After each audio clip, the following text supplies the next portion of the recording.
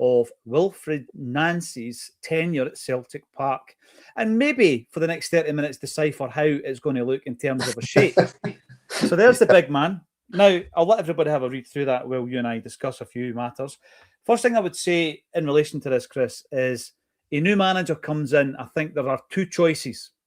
The first choice is, particularly if the momentum's there, you know what, let's just keep this thing running as it is. Let's not make too many changes. Let's not make too many tweaks. There is a momentum. There's a win in the sales. Everything's been going well under Martin O'Neill. Let's just keep that ticking along.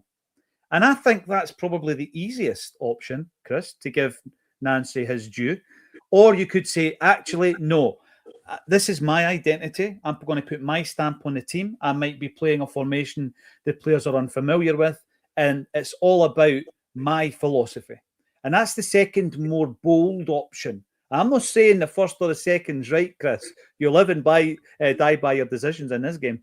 But Nancy has gone for the second option, and he has very much picked a team that suits his style, suits his shape.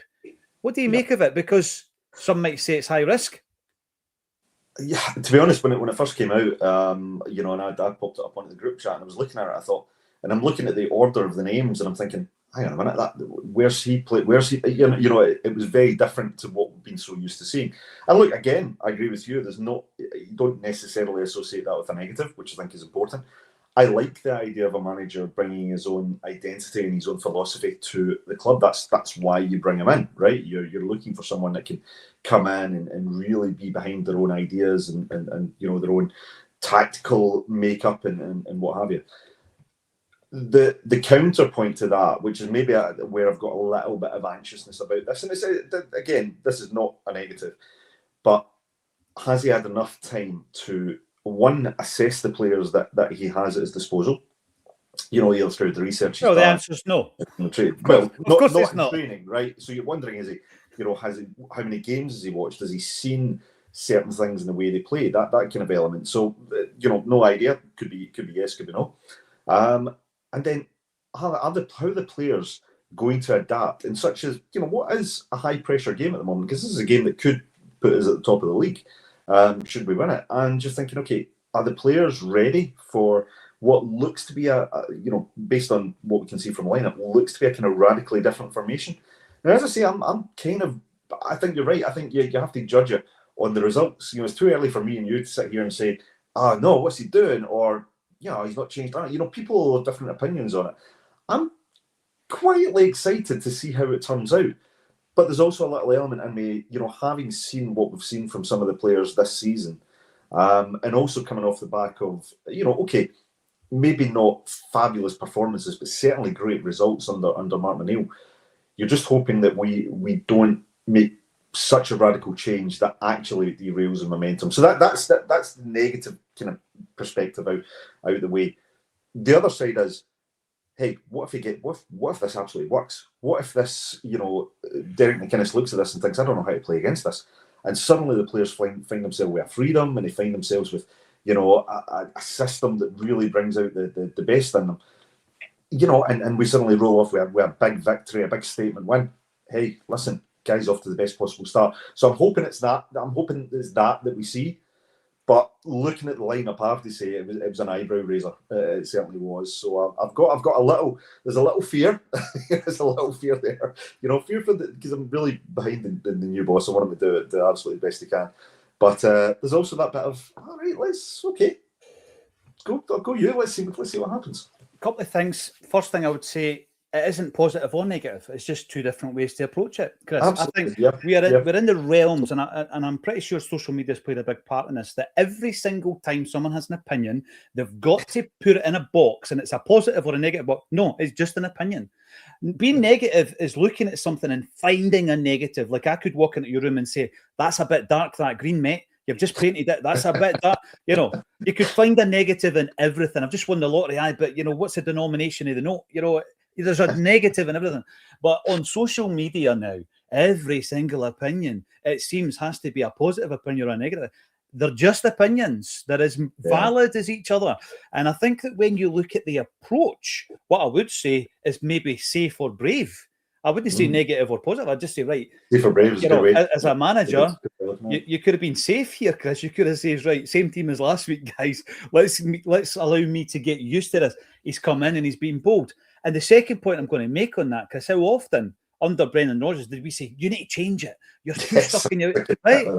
So, I'm looking at it and, yeah, excited, yes, but nervous, probably. Anxious, aye. But let's see how it goes, right? And I think with new managers as well, and I've said this before when I was writing an article for the Old School blog, and it was looking at how managers, approach the introduction to the club. And some are big and bold and brave, and this is my philosophy. And others, like Martin O'Neill, first time round, I'll do my damnedest to bring success to his football club, and it's about success. And sometimes you can come out with all the big, football utopia quotes. It means nothing really if you don't win the game. So, Nancy, like everybody else, I've watched the footage on the club's channels. I've watched the interviews. I've listened to what he's got to say. The proof is in the pudding.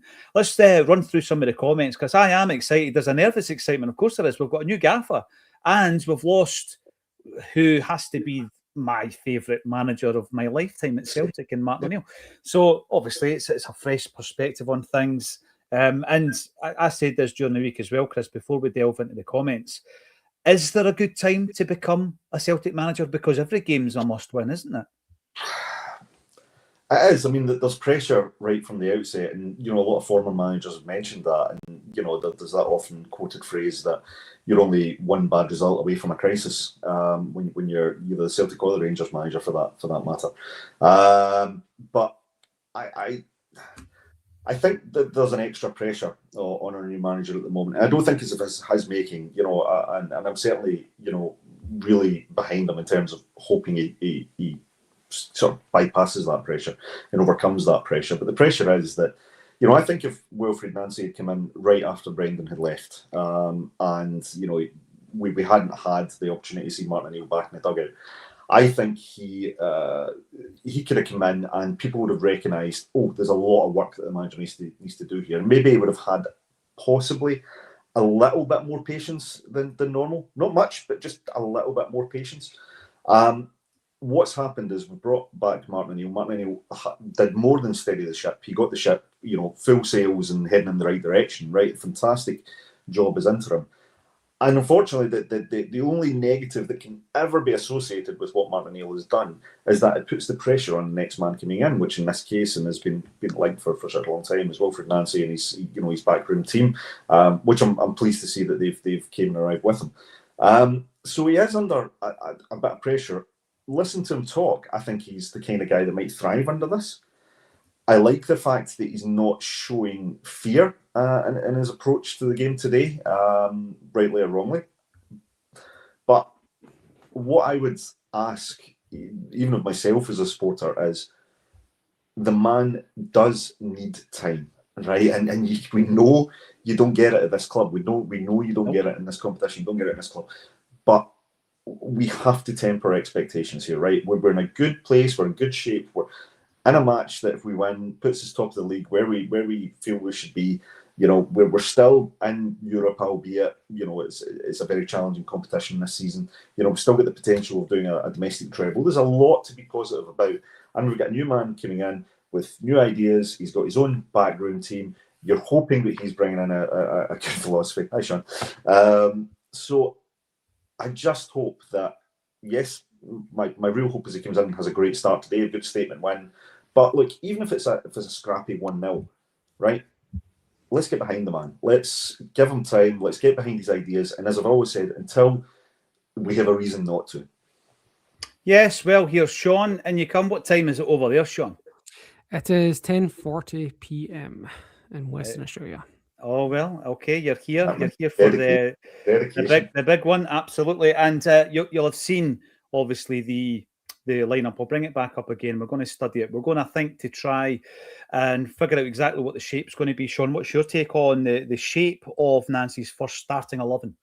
Yes, he's tried to confuse me, hasn't he? By putting them in number order instead of putting them by position, as has been the tradition for some time now. And I wonder if that's the social media team getting a bit tripped up. But yeah, I'm guessing you guys have already mentioned the lack of a right back. in there, which suggests that it's probably a back three. Yeah. Which is an interesting immediate change, and I'm somewhat surprised by that. You've got especially given that the three putative defenders / centre backs in there are all left-footed. So, yeah, I'm not quite sure how that one's going to work out yet. You've got to assume as the most heavily left-sided that Tierney's going to be on the left, which means that Scales or Trusty in the middle. I would assume Scales in the middle. Although, that being said, Trusty has probably the most, Trusty definitely has the most pace, which is good for recovery runs. So you might say Trusty in the middle because of the pace. But it's going to be interesting. It's going to be hard to tell. Who do we presume are the wing backs in this scenario? Yang and Taneke, we reckon? Are they probably the wing backs here? Probably Yang on the left, Taneke on the right. And then that leaves the rest of it. I'm still trying to work out. It's Nygren, McGregor. I don't know. Like, what is even going on with the rest of it, to be honest? Sorry, Paul, what do you guys think? It was really funny because we put it in the chat and there was about 5 different formation opinions. Yeah. Like, well, I'll tell you what, Hearts will be thinking the same, Chris. Well, that's I think that's that's a potential factor in this. Is McInnes might be looking at this and thinking, right, how the hell are they going to play? So it could be a genius move. The way I've interpreted it is, I think he's going to go with a flat back three. I think you're right, the back three, which we've been crying out for a long time. Do we describe it as a flat back three? I thought that was a flat back four. It's like football parlance. You've always got a wizard of a left peg, a cultured left peg. Why? What's wrong with your right peg? You never hear anybody say we've got a cultured. I'm going to the old cliches. You're going into the old school. Let's go into the old back three, right? We'll call it a back three. I think he's going back three. I think Sean's right. I think we'll see Taneke and Yang either deployed as deep line wing backs or possibly wingers. I think there's going to be. Go jump in, Chris. Does that worry you on Taneki's part because his defensive ability so far has been pretty weak? Yes, because I always find when you played a 3-5-2, and I look back at Martin O'Neill's time where he played 3-5-2, Agat and Peta, and then Thompson laterally. They did their share of defensive work, defensive duty. They weren't necessarily always blessed with pace, but they did their defensive role. I thought it was the hardest working role in that team was the winger position because they had to go forward and support the attack. But when you were under pressure, they would be back, and your back three becomes a back five essentially. So yeah, I thought it was you need the energy there. So what you're looking for is Taneke and Yang, by the way, because it was something we criticised him for in his early part of his Celtic career, was they need to have that work ethic to get back, and they need to have that tactical awareness to play the defensive role and support the centre backs. So yeah, I think there's a big responsibility on the two of them. So I would say that that element could be a concern, and I guess it'll be interesting to see how we're assessing that as we go. But I think what I'm quite intrigued by is I think we've got 3 midfielders in Hatate, McGregor, and Engels playing, kind of as a central 3, with what I would suspect is Nygren playing behind the front man of Maeda. So that's quite interesting that Nygren's playing that number 10 role, I think. And what will that mean for what we've seen from Hatate in previous matches, where I think he's thrived in that kind of role. So there's a lot of different ways to look at it. Can I throw another take in? Yeah. Right, simply 3-4-3. 3-4-3. So how does that look? And I agree with Sean. I think Tierney plays on the left of the 3 at the back. I think that Scalesi's in the centre, and Trusty's shown that he can play on the right-hand side of a central defensive unit. So there's your 3 there. Into the midfield then, if I'm saying 3-4-3, what does that look like? I think your 3 up top is easier to pick. So your Maeda through the middle, Taneke and Yang are your 2 wingers, right? Up top. And then your 4, let's not forget, Rio Hatate's played left back. He's a left-sided midfield player, so he maybe plays more of an inverted midfield position, like a diamond. So if you think of your 4 as a diamond, and on your right-hand side, Engels, where McGregor is the 6 and Nygren is the 10. Yeah, makes sense. Now, by the way, or do you play Nygren on the right-hand side? Pretty ambitious. You could maybe switch it within the diamond. Yeah. Do you think that's possible, Sean? I was led to believe, again, just lots of rumblings that Nancy likes to play 2 number 10s. Did either of you guys hear that as well? Yeah. So that's what I was trying to pull out of this. That's why I'd said Yang and Taneke's wing backs, because I'm trying to extract basically a square out of the midfield meaning McGregor and Engels probably is the deep lying, and then Hatate and Nygren is the two in behind Maeda with the wingers. And that's I've never watched Columbus Crew. Just going on what all the stuff I've heard.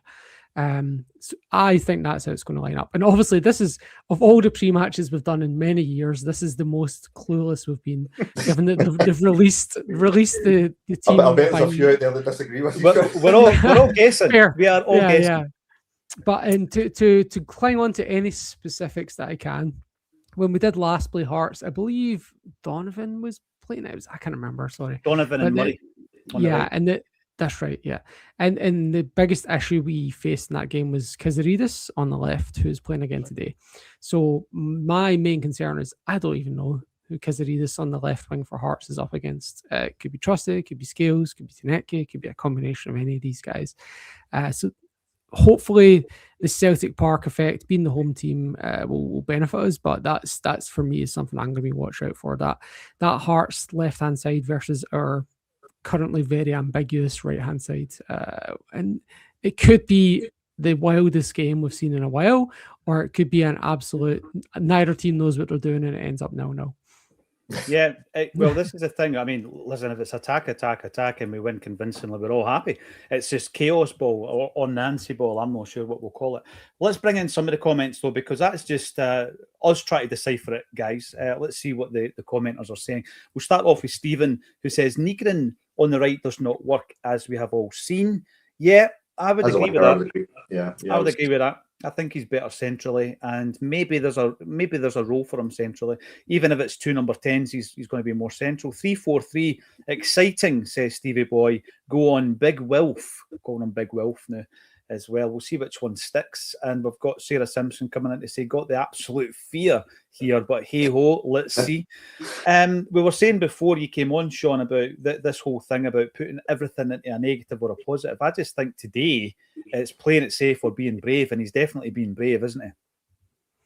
Nancy, you mean, or anyone else? Nancy, yeah. Well, one thing he's been brave, and one thing he's also doing is absolutely stamping his authority on it. Like, he's not just said, okay, we're going to ease into it, we're going to stick with what we know.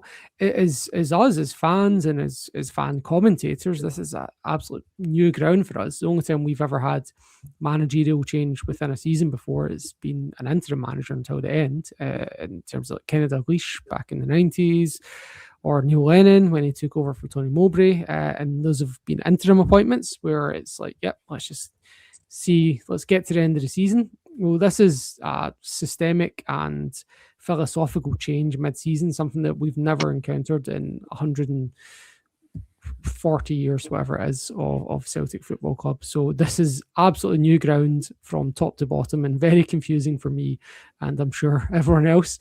And look, at the end of the day, we as Celtic fans, what we value is entertaining football, and this chaos, I don't want to say chaos, sorry, chaos is not the right word, but Nancy, as you said, is sticking his brand out there from day one, and that is brave, that is bold, and it could be exciting, it could go horribly wrong, but either way, I'm sure it'll be entertaining. Here's the thing, here's the way we can look at it, and all the time, not that I'm correcting you, but in all the time that Celtic have made managerial changes, there has been a few occasions in the past. So Nancy is now in a very small collection of managers who have taken lock, stock and barrel permanent charge of the club within a season. The first one being Jock Stein in 1965, and then Lou Macari is the other one, right? So which category will Nancy be in? Will it be the Stein category or the Macari category? Let's hope probably somewhere in the middle. Yeah, somewhere in the middle. There we go. Quinny, always great to see you, my friend. Absolutely tremendous to see you in the comment section. It looks like a 3-4-3, says Jamie Murphy. 3-4-3, yeah, but I think the question would be, is it a diamond or is it a square? And obviously within that midfield, it can be interchangeable as well, Chris, because we sometimes get so bogged down with shape and players have to adapt in game as well, and I think that's pretty important as well. Yeah, I think the biggest thing today is, almost irrespective of the formation of the system, the players who are back in today that have been improving and showing their quality so well under Martin O'Neill, they just need to keep their performance levels up. And I'm looking at guys like Engels. Engels, for me, has come right out of his shell in recent games. Looks a much more capable player, starting to take a little bit more command of his role, looking a lot more comfortable in the position he's been playing. So, look, yes, it might be a little bit of a system shock for some of the players, but I think what's most important is they approach the game with the right attitude and the right work ethic, and that hopefully will be enough to see them through. I mean, you'll have old pros like Callum McGregor. Callum McGregor, is such a professional and such a high quality player that I think he'll probably find his feet very, very quickly. But when you've got younger guys like Tonekte, like Engels, maybe who haven't been subject to this kind of disruption, it's probably a bigger challenge for them. But all they've got to do is just recognise what it was that got them so heavily lauded and applauded under Martin O'Neill, and just carry that momentum and that performance in. The couple of players I kind of feel a little bit sorry for are guys like McCowan and Donovan, who have found themselves on the bench today. They've performed really well for me in the last few weeks, and probably might feel a little bit hard done by coming out. So they'll be looking for a chance to maybe come on and show what they can do for the new manager. But for the guys who are in this lineup, Hatate, Engels, people have really, Maeda, people have really picked their performance up in recent weeks. Just try and keep the levels high. What I'd like to see as well from that bench that Chris mentioned there, Sean, I would like to see Iheanacho coming back into the action. I quite like what I've seen from him before his injury. I know that the circumstances weren't ideal when he came in the way that happened. The other one, right, because it's kind of like now or never, Balikwisha. So different manager, new start, different shape. This is his third manager already. Hopefully this manager and that player will suit each other, Sean. Because, I mean, listen, he was one of the biggest signings of the summer, and we've not really seen much from him yet. Yeah, and he doesn't look like a wing back, does he? To be honest, so he's quite small, quite slight. He might actually be one that, if we're speculating on top of speculating here, it becomes so hard. But if we are playing with two number 10s, and maybe that's Balikwisha's role to come into the team, to be one of those players, comes in relief of Hatate or Nygren, for example. Another interesting change for me is that Luke McCowan has come out of the team because he'd become a mainstay under Martin O'Neill. So he might consider himself unlucky because he had been performing well as well. So yeah, it's Bernardo. Does he have a role in here? We've got two right backs on the bench. Interesting. Is Donovan out there as a wing back auxiliary and Ralston as a centre back? I've actually always in my head had that I like Ralston. I fancy Ralston as a centre back. So I would absolutely be in favour of him. If we are playing a back three, I would be very in favour of Ralston being the right hand side of that back three. I've always liked Ralston as a sort of centre back, a pseudo centre back. Be interesting to see going back to their time together with Montreal, how Alistair Johnson fared under Nancy, because obviously he's coming back to fitness. You're thinking he's been a massive loss this season. He's an out and out right back. He's always played right back for Celtic. It'll be interesting to see what his role will be once he returns as well. CJF98 straight in with a 3-back scares me, he says. Sometimes it's good to be uncomfortable. Push yourself, push the limits, and we'll see how it goes. B. Clements, this could be wild. Yes, it could. It's certainly going to be interesting, that's for sure. Love a back three. Come on the hoop, says David Crines. Great to see you, David. I am very nervous, says Stuart CFC. Come back at half time and tell us how you're feeling then. We've also got Nirvana Seattle. Nice avatar. Be nice, even better, if it wasn't a Freddy Krueger jumper and it was the green and white hoops. Right hand side wide open. Am I wrong? I think that Sean's touched on this. Buckle up for one hell of a ride. Yeah. I'm in for it. I'm absolutely in for it, Chris. I mean, we were saying earlier on about the tedium sometimes of a manager just continually doing the same thing, and becoming blind to the fact that we could try something different. I mean, we were going on about this for several months under Brendan Rodgers. We can't really complain today. No. And what Sean said there about identity and putting your stamp on it, fair play. I mean, Nancy's coming. This is what I want to do. Go for it. Let's see it. Obviously, there's a bit of trepidation, but I mean, we won't know until halftime, full time. Yeah, and I think you're right. It goes back to you shouldn't be accused of putting a negative spin on it or a positive spin on it. In this case, it's more about just what we're trying to do is break down what we've seen, what's landed on our desk, as it was on our phones with the lineup. And you're like, wow, we've got. When was Sean rightly said? When was the last time that we spent the opening, match bulletin, the pre-match talking all about tactics and formation? Because we've never had to. It's always been, well, there we go. It's the usual formation. We'll see changes on 68 minutes. Blah blah blah. There is an excitement around this. The nervousness is just about the fact that it's like, well, we just really want it to work. We want to see it yield results. We want the new man to get off to the best possible start. So, I really like the strength of character it takes for a manager to come in and do this. What you hope is he's doing it because he really believes in the system and he believes that this is the way he wants the team to play.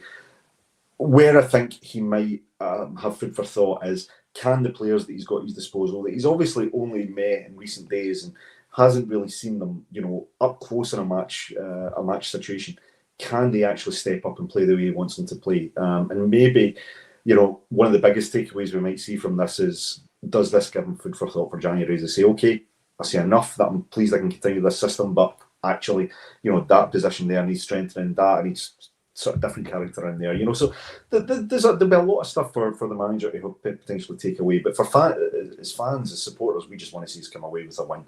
And look, if as I said earlier, if it's a scrappy 1-0, I won't be too disappointed with that, because I do think the manager needs time. But results are the most important thing here at the moment. They are. I'm just keeping one eye on the action, Sean. You'll probably be doing the same. And I notice in the studio, at least, I don't know if there's anybody else trackside or in the commentary booth, but in the studio, it's Bruni that's replaced Chris Sutton, which is quite interesting seeing how this game is being screened from Celtic Park. And obviously there's been a wee bit of an issue in relation to that as well. But Bruni is now one of my favourite, if he wasn't already, one of my favourite Celts, having spent a wee bit of time with him on Wednesday. What a guy, Sean. You'd have loved him. What an absolute legendary figure, and playing it constantly, playing down his role constantly, to the point where I was saying, I'm on a stage with somebody here who, other than Billy McNeil, no one's captained us to 9 in a row before. And he's just sitting there trying to be as normal as he possibly can be. And I was really impressed with his insight into the game as well. Bit of a football thinker is Scott Brown. Gave us the lowdown on not staying at Celtic, maybe regretting playing an extra year. Nothing against Aberdeen, of course. We're now seeing the shape as a 3-4-3, with Nygren apparently playing on the right side of the top three. Allegedly. Yes, that's an important distinction, Sean. Wait to see when it starts, actually, because I never put too much faith until you see them actually out there on the park. And the thing is, as I've said before, Sean, players can interchange within, in game, when in possession, for example, in attacking, your shape is going to be different as it will be when you're defending. You've got to adapt, haven't you? Yeah, and I was just, apart from keeping an eye on the Sky Sports coverage there, I was looking at the Derek McInnes comments, and he was saying that they've watched a lot of Columbus Crew games over the last week, and they've said that McInnes is a legend. He's not surprised by the lineup today. That he's expecting wingers to be playing as wing attacking fullbacks, and for Celtic to flood the midfield. And look, that is what it looks like on paper. So he's alleging that this is an expected lineup from Celtic. So it'll be interesting to see if that is the case, because he's obviously done more homework than I have. So I'm looking forward to learning a lot today.